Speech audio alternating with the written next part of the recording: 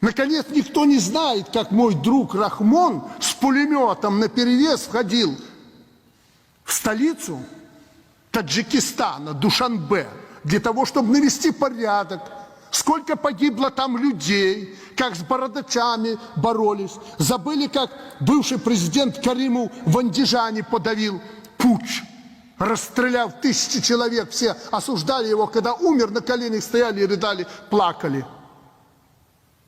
Мы этого не пережили, поэтому мы этого понимать не хотим. Некоторые.